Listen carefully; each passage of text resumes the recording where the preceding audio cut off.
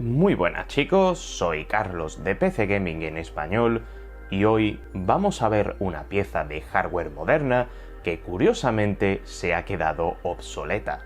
Estoy hablando sobre los discos híbridos o SSHD, donde querían combinar la alta capacidad de un disco duro mecánico con la alta velocidad de una SSD en un formato de 2,5 pulgadas.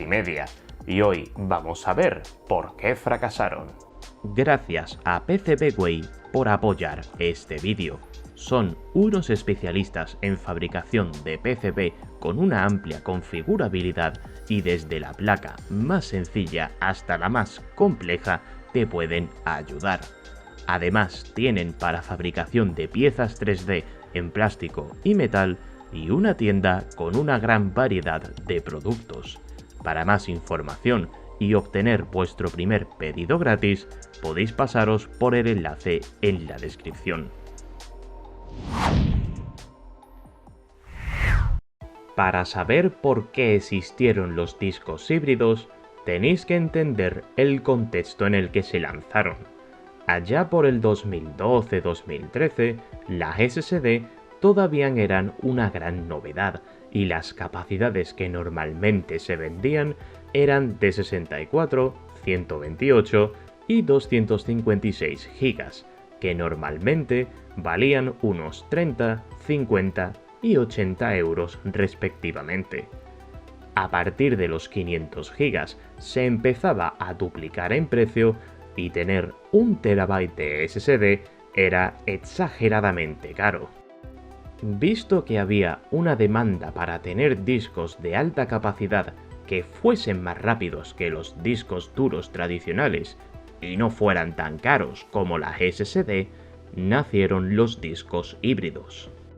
La implementación idónea de esta tecnología la llevó a cabo el Western Digital Black al cuadrado, que integraba una SSD de 120 GB y un disco duro mecánico de 1 TB en un único disco de 2,5 pulgadas, donde podías usar de forma independiente la SSD de 120 GB y acelerar el disco mecánico, combinando la alta velocidad de un SSD con la alta capacidad de un disco duro mecánico. Sin embargo, este disco costaba unos $300, casi el doble de lo que te costaría tener aparte una SSD de 120 GB y un disco mecánico de 1 TB. Además, estaba plagado de problemas. La parte SSD era más lenta que una SSD tradicional, yendo hasta los 350 MB por segundo. Si se usaba mucho el disco mecánico de forma independiente a la SSD, se penalizaba el rendimiento de la SSD, el sistema de cacheado de archivos dejaba que desear y requería de un software especial para poder formatearlo. No podías formatear el disco mediante vías tradicionales. No se vendieron muchos Western Digital Black al cuadrado, así que los fabricantes apostaron más por la opción de únicamente acelerar el disco mecánico, que era la más económica. De esta manera, tenías tu disco mecánico tradicional con su memoria caché volátil, donde se añadía una pequeña SSD inaccesible de 4, 8 o 16 GB con un microcontrolador especial que básicamente convertía la SSD en una caché no volátil de segundo nivel, donde se guardaban los archivos que se accedían con más frecuencia y así acelerar el disco duro. Al menos sobre el papel sonaba genial esta idea, ahora queda la práctica. Y para ello, hoy tengo este laptop Thin SSHD de Seagate, extraído de un portátil Lenovo del 2013, y es un híbrido de 500 GB a 5400 revoluciones por minuto con 64 MB de memoria caché que integra una SSD MLC de 8 GB. Para demostrar si eran ciertas las premisas sobre los discos híbridos, lo pondremos a prueba contra discos que hubiesen costado lo mismo en su época, un Western Digital Blue de 750 GB y una Samsung 850 Evo de 250 GB. Y para ello usaré mi banco de pruebas con un Pentium G5400, 8 GB DDR4 a 3000 MHz y una R9 380X, donde probaré de forma exhaustiva los 3 discos. Antes de comentaros los resultados, simplemente deciros que me he asegurado en los 3 discos que tengan valores de SMART correctos y que no tuvieran sectores defectuosos que pudieran afectar a su rendimiento durante las pruebas. Dicho esto, vamos a empezar con lo que han tardado en instalar Windows. Haceros la idea de que la SSD siempre va a superar a los otros 2 discos en cualquier cosa. Y aunque tenía recopilados los datos del Western Digital Blue como el peor caso escenario, me he quedado atónito viendo que iba más lento el disco híbrido. La verdad que no me esperaba eso. Mirando el tiempo de arranque a Windows, este debería ser un caso donde brilla la tecnología híbrida, donde a medida que va aprendiendo cuáles son los archivos que accedes con más frecuencia, los copia a la SSD y deberíamos ver una aceleración en el tiempo de carga. Aunque se ha acelerado en 11 segundos el tiempo de carga del disco híbrido, sigue siendo más lento que el Western Digital Blue.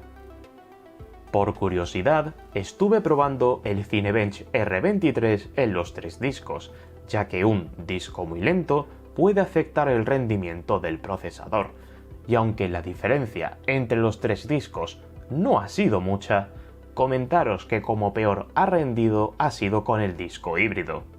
A continuación, he decidido probar el Assassin's Creed Odyssey en estos discos, ya que es un título exigente compatible con mi R9 380X, que pesa 80 GB instalado, la copia de seguridad de Steam pesa 60 GB y es el candidato ideal para ver cómo rinden estos discos ante una carga sostenida continua, cuánto tarda en cargar el benchmark y si se viera afectado el rendimiento gráfico. Empezando por el proceso de instalación, ha sido un suplicio instalar el juego en los 2 discos mecánicos, tardando 4 veces más que en la SSD. Sorprendentemente, ha tardado menos en la instalación el disco híbrido, superando al Western Digital Blue por unos 5 minutos. Se ve que la SSD del híbrido ha hecho su trabajo con el sistema operativo. Luego, mientras se cargaba el benchmark, el híbrido ha igualado en carga al disco mecánico y a medida que se cacheaba la información a la SSD iba acelerándose. Sin embargo, la mejora no es que fuera para tirar cohetes y por supuesto que la SSD ha sido mucho más rápida, tardando la mitad en cargar el benchmark. Ya por último, el rendimiento gráfico no se ha visto muy afectado entre los 3 discos. Los fotogramas medios y el 1% low están dentro del margen de error. Sin embargo, sí que se ha apreciado más stutter en el disco híbrido, tal y como se refleja en el 0,1% low. Para saber a qué se debían estos resultados, le pasé el ATO benchmark a los 3 discos y me he encontrado con algo que ya me hizo estallar la cabeza. En velocidad de escritura me he encontrado con que el disco híbrido es más rápido que el disco mecánico en los bloques de asignación más pequeños. De hecho, casi que se aproxima a la velocidad de la SSD. Sin embargo, en cuanto nos movemos a los bloques de asignación más grandes, la SSD vuela y el rendimiento se iguala al del Western Digital Blue. Luego, en la velocidad de lectura me he encontrado con el mismo resultado, aunque cabe destacar que aquí la SSD se diferencia aún más de los discos mecánicos y en los bloques de asignación más grandes el rendimiento del disco híbrido es más inconsistente, cosa que perjudica su rendimiento. ¿Pero cómo es esto posible?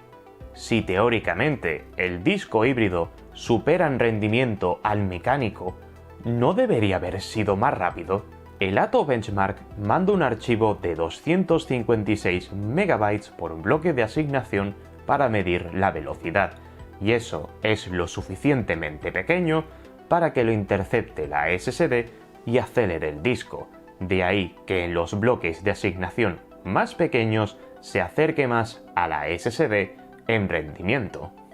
Sin embargo, ese proceso de interceptar los datos y de ahí llevarlos al procesador supone un hándicap en los bloques de asignación más grandes, de ahí que termine rindiendo igual que el Western Digital Blue. Y ese hándicap también es lo que hace que tarde más en arrancar las cosas. Estás metiendo un proceso adicional que añade latencia, reflejándose en los tiempos que hemos visto. Aunque la premisa era buena, al final del día sigues lidiando con los problemas de usar un disco mecánico, pero encima puede rendir peor mientras está cacheando la información.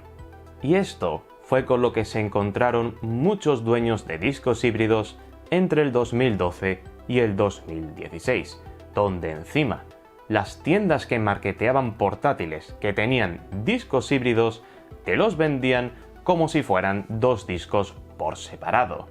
Y en realidad, esto no fue más que un engañabobos para seguir retrasando la salida de SSDs en portátiles de gama media. Para nuestra fortuna, fueron mejorando las densidades de las celdas flash, y con ello se redujo el coste de la SSD. Sin embargo, había una marca que no se iba a rendir con el concepto de los discos híbridos: Seagate.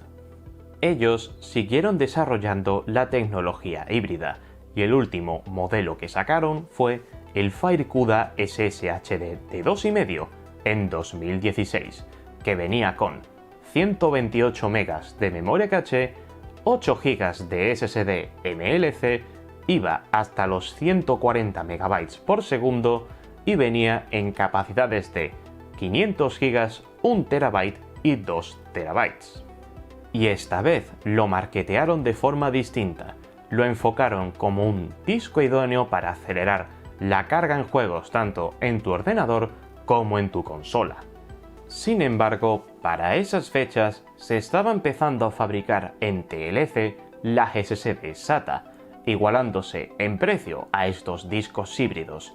Si le sumas el advenimiento de las SSD M2 y la caída en precio de los discos mecánicos, fueron rápidamente olvidados y Seagate dejó de fabricar discos híbridos, asociando su marca FireCuda a las SSD que fabricarían en el futuro. Y hasta aquí la historia del disco híbrido. Espero que os haya gustado, dejadme vuestra opinión en los comentarios. También os invito a que os paséis por el resto de redes de PC Gaming en español, os suscribáis y le deis a la campanita para no perderos futuro contenido, y nos vemos a la próxima.